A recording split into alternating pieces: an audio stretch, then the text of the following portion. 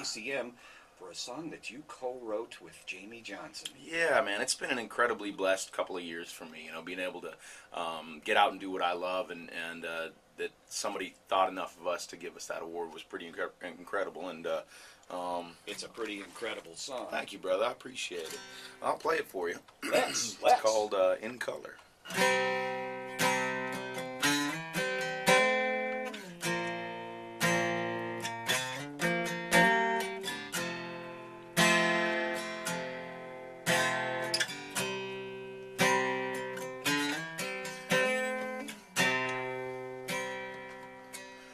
I said, Grandpa, what's this picture here? It's all black and white, and it ain't real clear.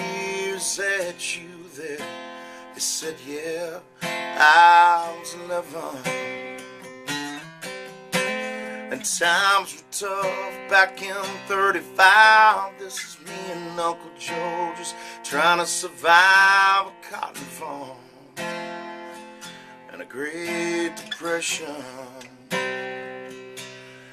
And if it looks like we were scared to death, like a couple of kids just trying to save each other, you should have seen it in color.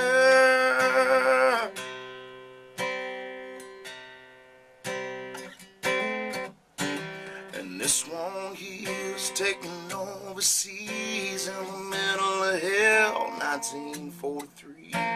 In the wintertime, you can almost see my breath. Well, that's my tell on the road. Johnny McGee, he was a high school teacher from New Orleans, and he had my back right through the day we left.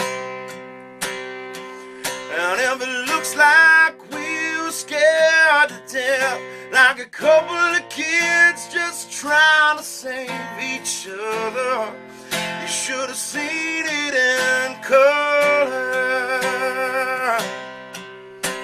A picture's worth 1,000 words, but you can't see what those shades of gray keep covered. You should have seen it in color.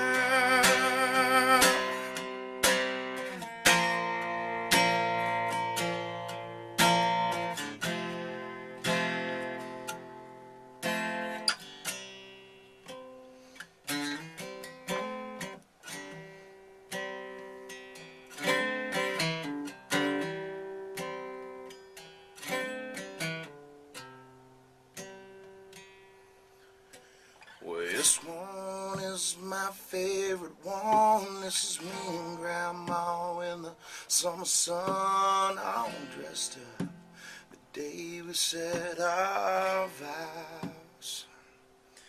You can't tell it here, but it was hot that June. That her rose was red and her eyes were blue. And just look at that smile, I was so proud. That's the story of my life,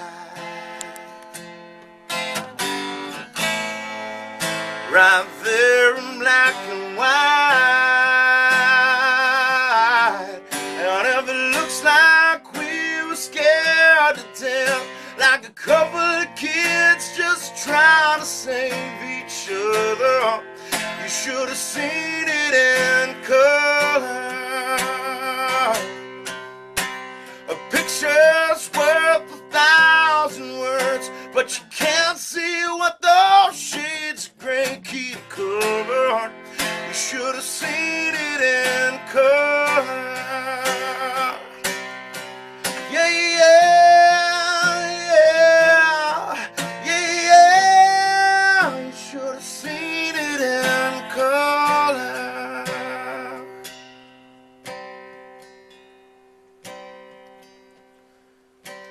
I said, Grandpa, what's this picture here? It's all black and white, and it ain't real clear. Is that you there? It said, yeah, I was 11.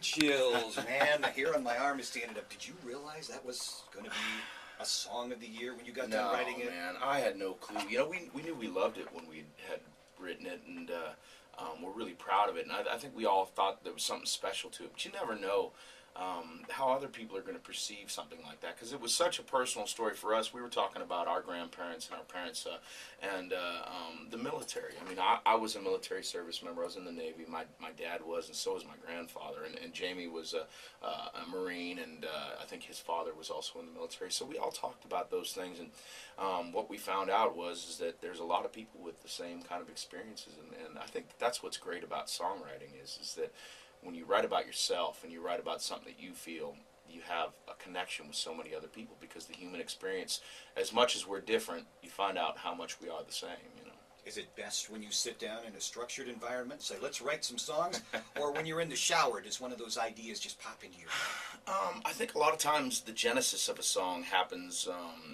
in private, you know, and then sharing that with another songwriter, opening up your thought process to another person. Like with In Color, it was Jamie had been hanging out and looking at some photos of the Opry with Whisper and Bill Anderson, and talking about country music history when the thought of You Should Have Seen It in Color came out, because they were looking at black and white photos, and he brought it the idea to Lee Miller and I, and we all sat and talked about it, and it meant something different to all of us sitting in that room. So it was, you know, it's a unique thing. Sometimes the idea is born one place, and then the song is born in another, you know.